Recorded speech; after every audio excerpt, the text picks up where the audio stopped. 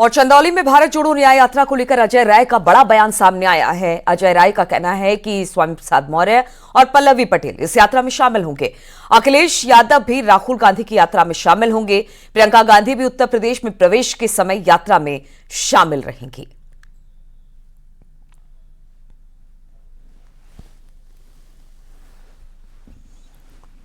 उन्होंने कहा कि मिट्टी और रेबेलियन में शामिल होने की बात कही है। वो कहीं भी शामिल हो सकते हैं। हमारा इनविटेशन उनको मिल गया, उन्होंने स्वीकार किया और वो साथ आ रहे हैं पूरी तरीके से। प्रियंका जी भी कल यहाँ पर आ रही हैं, जो पूरे उत्तर प्रदेश की तरफ से राहुल जी का यहाँ स्वागत करेंगे और उनके साथ रहेंगे। पल्लवी पटेल और स्वामी मौर्य भी रहेंगे क्या? निश्चित तौर से उनको भी दिया गया सूचना। पल्लवी पटेल जी को, स्वामी प्रसाद मौर्य जी को, अखिलेश जी को, सभी लोग इसमें शामिल होंगे। और उत्तर प्रदेश में राज्यसभा की 10 खाली सीट के लिए 11 प्रत्याशियों का नामांकन हुआ है। ऐसे में अब अखिलेश यादव की टेंशन बढ़ गई है, क्योंकि बीजेपी ने जिस चेहरे पर दांव खेला वो कभी समाजवादी पार्टी में अपनी पैठ रखते थे, लेकिन इस बार वो राज्यसभा के लिए बीजेपी से नामांकन दाखिल कर चुके हैं। ऐसे में राज्यसभा का चुनाव भी काफी दिलचस्प होने वाला है।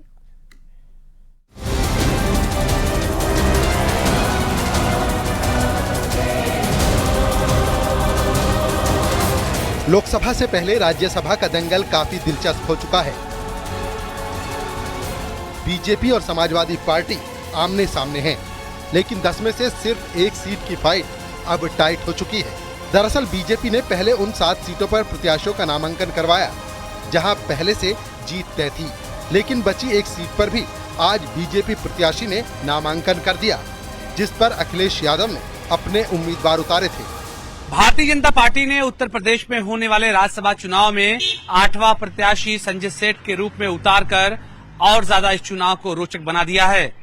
ऐसे में आंकड़े जो गवाही दे रहे हैं उसमें कहीं ना कहीं से समाजवादी पार्टी और भारतीय जनता पार्टी के सामने एक रोचक चुनाव सामने होगा।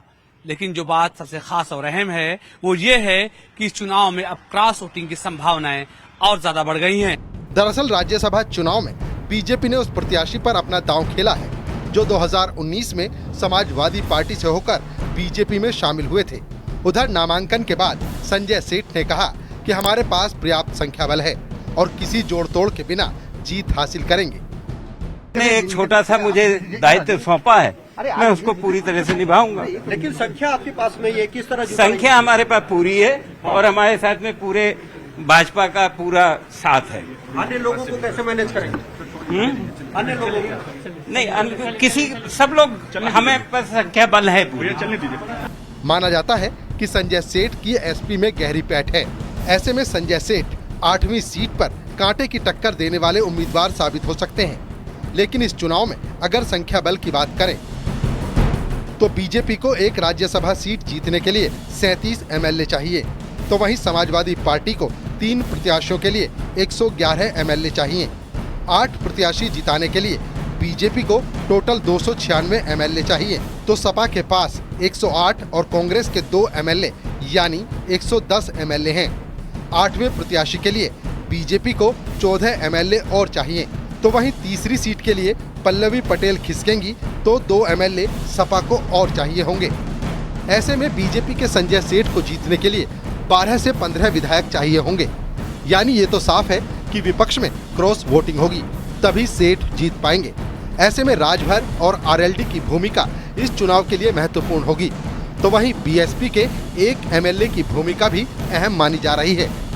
देखिए, हमारे पास 7 कैंडिडेट के बाद काफी वोट बच रहे थे, तो इस वजह से केंद्रीय नेतृत्व ने निर्णय किया है रात में कि हमको एक 8वां प्रत्याशी उतारना चाहिए।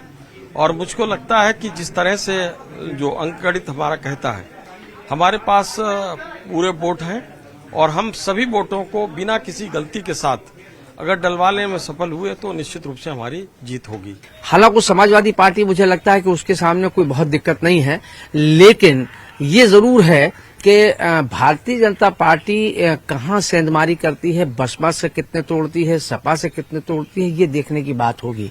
अगर समाजवादी पार्टी के कुछ लोग उनसे अंडरहैंड डीलिंग किए हुए हैं तो बात दूसरी है, क्योंकि इससे पहले भी अगर देखें तो अग्रवाल भारतीय जनता पार्टी ने खड़े किए थे, वो हार गए थे। तो क्या अखिलेश यादव अब अपने ही जाल में फंसते जा रहे हैं, या फिर बीजेपी ने संजय सेठ को मैदान में उतारकर अपना पलड़ा भारी कर लिया है, क्योंकि राज्यसभा की 8वीं सीट के लिए अब क्रॉस वोटिंग पर सबकी नजर रहने वाली है। Bureau report, news 18।